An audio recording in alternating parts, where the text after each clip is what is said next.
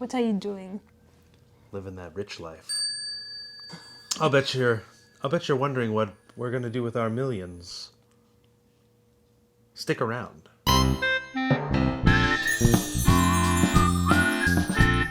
So, Grace, what are we talking about today? Being rich. Well, neither of us are from wealthy backgrounds at all. I grew up pretty poor here in the States, and I don't know. What about you? You did too, yeah? You grew up in a poor area of, not like poor, but not rich. Middle class. I would say middle class. I don't know. Well, I grew up in the city. I actually grew up in the country, I guess. Well, I guess more closer to what you might think of as the village. Although it doesn't look that way much anymore. It really does. It doesn't. We grew up just running around in the woods like wild children. Anyway, so we've been talking a lot about planning our future, and Grace is a financial analyst. That's what she does. Although we've been waiting for your paperwork to go through so you can actually do that here, which it has. Yay. But we've been talking about what that future is going to look like, and how can we manage to make the kind of life that we want to have, right? So if we made $1 million through, the different sources of streams of income we have, potentially through work and savings and whatnot. Yeah. And now through YouTube.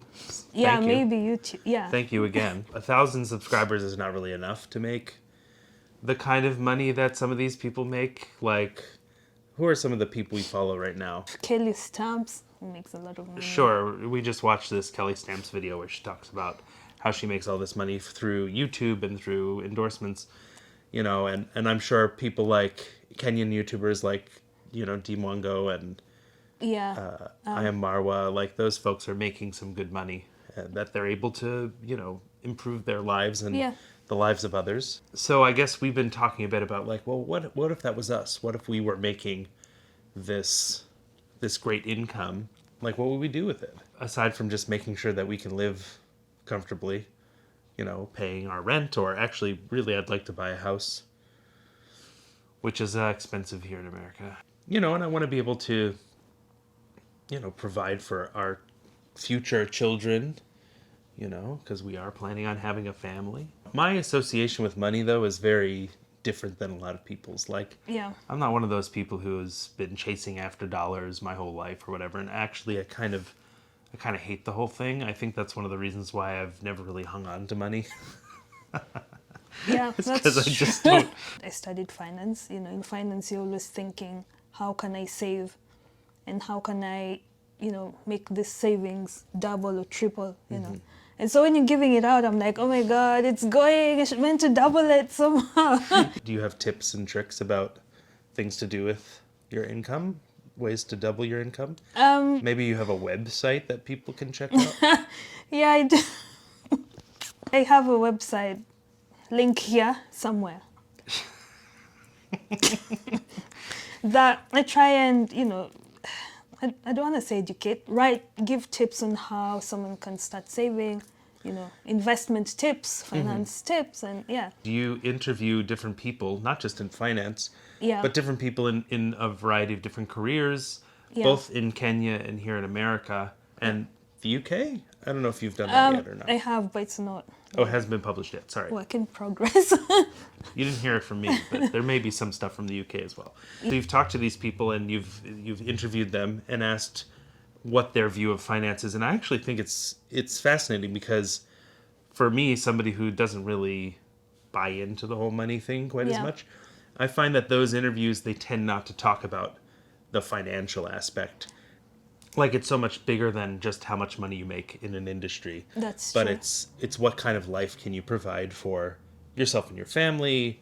What kind of good can you do in the world?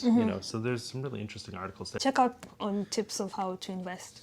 Yeah. in yourself and also in terms of money. This episode is sponsored by ConnectLearnInvest.com. Making dreams come true. Slowly. Slowly making dreams come true. Yeah, I think you should come up with a better slogan my than that. I God. don't know. I mean, nobody wants to work for money. Nobody wants to work to live, any of that. And I think for myself, I've been fortunate in my life that the kind of work that I've done has been fulfilling to me. Mm-hmm. And I hope that's the same for you as well, you know, in No, finance. not yet. Oh, not yet? Not yet. I would say the past 10 years, I invested a lot on my education because it took me a long while to, you know, get a job, a full-time job. All the things have been done either temporary, you know, short-term. Yeah. So my dream is to finally be somewhere I can be like, okay, I can think about working and think about switching jobs maybe in 5 years or, you know. So that's my dream. And once you have that, then you can start having stable income. You know, you save towards a longer term goal instead of, oh, I have a job for 2 years, I'm going to save my income for, I don't know, 2 years and then do something and invest in it. So with that, you feel that you find that maybe you want to buy a house, but your job is only a two-year contract. You can't really do anything with that, you know. I see. So those kind of things. So would you say that that you're talking about, is this informed, do you think, a bit by the culture that you grew up in? Yes. So in Kenya, well, I don't know if it's for everyone, but we're, you know, growing up, you're told, go and get good grades, get into university, get this job either as a doctor, architect, all those top tier things, engineering, whatever. When you start earning income, buy yourself a house, a nice car. Yeah, nowadays what people are doing is buying land and build their own houses, as our friend has. So in Kenya, that's like you've made it, you know. But here I find that it's a bit different, you know. So like what we have now, I mean, you have a good house. We're paying a lot of house rent. Like I was even telling you, if you tried to get a house equivalent to what you're paying here in Kenya, you'd be rich, you know.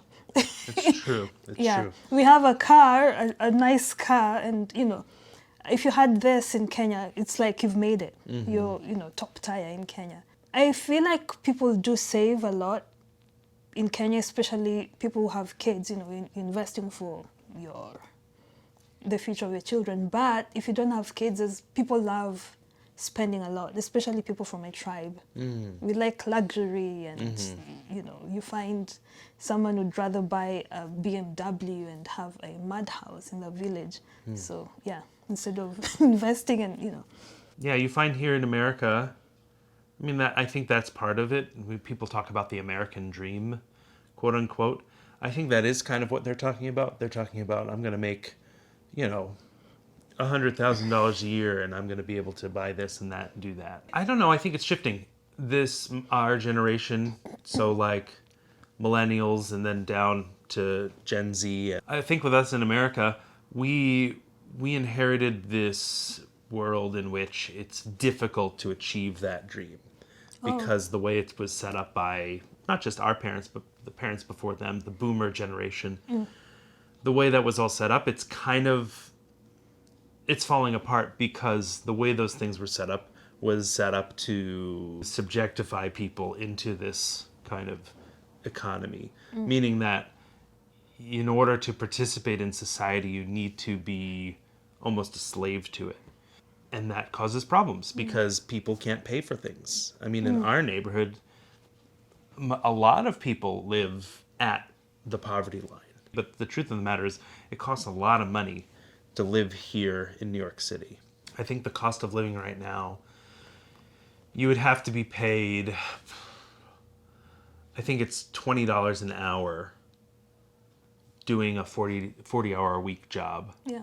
You would have to be paid $20 an hour in order to just get by in this part of the country. I mean, minimum wage in New York City is $15 an hour, so that's not bad. But it's still not enough. And I know that Kenyans might be listening to this and be thinking like, oh, 1,500 shillings an hour or 1,500. Like, that's a lot. 1,500 shillings Yeah. an hour. Oh, you know. Yeah. But it's just a matter of expenses because now you look at our apartment, the house rent for us, you know, we're paying $2,400 a month. It's a nice apartment. It's good size.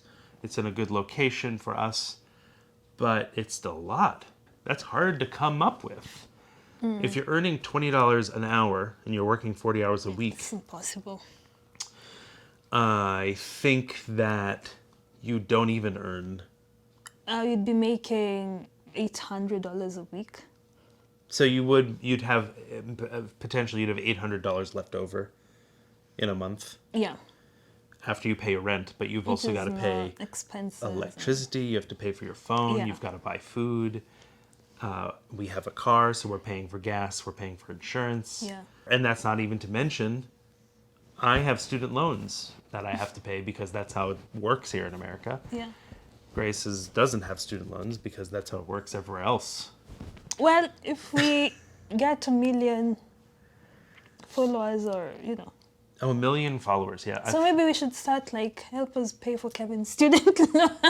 I could buy a house with my student loans. Wow. Kindly consider subscribing to the channel.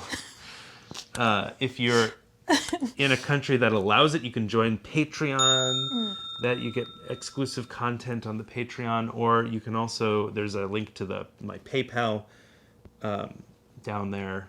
I guess if you put it all out on paper, I'm very poor. No, you're not.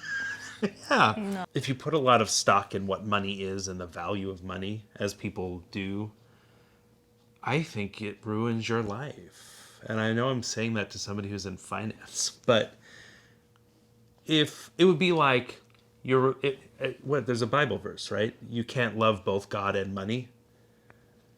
I mean, and I'm not uber Christian at this point in my life, but that's true. You can't you can't worship money that way. Yeah. It destroys you. So I will say that one thing that we sort of differ on a little bit is that if I come into some money, I generally want to get rid of it, right? And so how do I want to get rid of it? Usually I try to give it to people who need it. And in this country, I always think about homelessness. Homelessness is a huge problem in this country. Thing, yeah. And it's so easily solved, except nobody wants to really step in and do it. There are legal problems involved and whatnot. And I'm like, man, if I had the money that a Bill Gates or an Elon Musk has, you could literally solve homelessness, like snap your fingers. But I think that the Kenyan viewpoint is a bit more about, I came from nothing. Like, I need to help myself. People do help, but I feel like it's more of a society thing. Ujamaa, as you now know. There are people who help, but you find that there's a motive behind it. Like, I'm helping just to market myself, blah, blah, blah. I guess it's in America too. Oh, But yeah. also, we try to leave all these responsibilities to the government. And there's a lot of complexity in that, But it's very rare to find, like, you can't get rid of the street kids, as we call them, in Nairobi. I think people have tried. But more should be done, Well, and sometimes remove that. eliminate sometimes that. it's not just money. You could give somebody $1,000. Somebody has nothing. You give them $1,000. That doesn't immediately solve their problems. In Finland, they have a program where if you're homeless, you basically they have housing. They have housing for you. And you go and check into this place. You can live there as long as you need to. They don't check in on you. There's no income required. Like, none of that. Like, they want to make sure you're okay. And what they find is people check into these places, and within a few months, they're out. Yeah. Because they've improved themselves. Yes. All they needed was a place. Yeah. All they needed was a place that they could be comfortable, that they could feel safe. Yeah. A place that they could take a shower, whatever. And I often think for myself just how close I really am to being one of those people who's out on the street. Because it's true. I've been very lucky. I've been very blessed. But there have definitely been times in my life where if I didn't have a sister I could call and say, hey, can I sleep on your couch for a few weeks? Or, that kind of thing. If I didn't have that kind of group, that network, I would easily be somebody who's just out there on the street. Yeah. I mean, if you get to that point, you go to Kenya, man. Like, come on. This is something that we've talked about because we went through this struggle of getting back to being in the same country together. We were separated. Link to that video is somewhere down below. And we've talked about it. Like, well, is it worthwhile for us to be here in America? Is there anything going on? I was working in weird ways. Grace wasn't able to work. Is this what we should be doing? Or should we just go to Kenya? Should we try to see what we can do there? Because we have connections and we have ways to do things, and maybe we should figure something out. Mm-hmm. So I mean, it's still on my mind, and I still think that there is a world in which we can split our time between the two countries, be able to do some stuff here in America, be able to go to Kenya and do some stuff. Mm-hmm. I mean, I had this dream one day that we'd opened an Irish pub in Nairobi. I don't know if there is an Irish pub in Nairobi. Do you think it'd be even a good idea? Would you come to Story's Pub in Nairobi? Let us know down in the comments. And if you'd like to invest in a pub opportunity. And of course, I'm a musician, so I feel like I'd be able to, and an actor, not that there's a lot of theater in Nairobi, but, I feel like there'd be something I could get myself into. And Grace, obviously, she knows what the scene is there for her, for finance and whatnot. She'd figure out something to do. Mm-hmm. I mean, maybe it's just managing a pub. Have you considered being a financial analyst for a pub? For a pub? I haven't thought about it, but yeah. Yeah. Everything is the same, money-wise. Yeah. Well, have you made your millions? Do you have an interesting financial story you'd like to share? Drop it down in the comments below. And while you're at it, be sure to like this video, subscribe, share it with your friends, and we'll see you next time. Till then, Kwaheri. While others may be rich of pocket,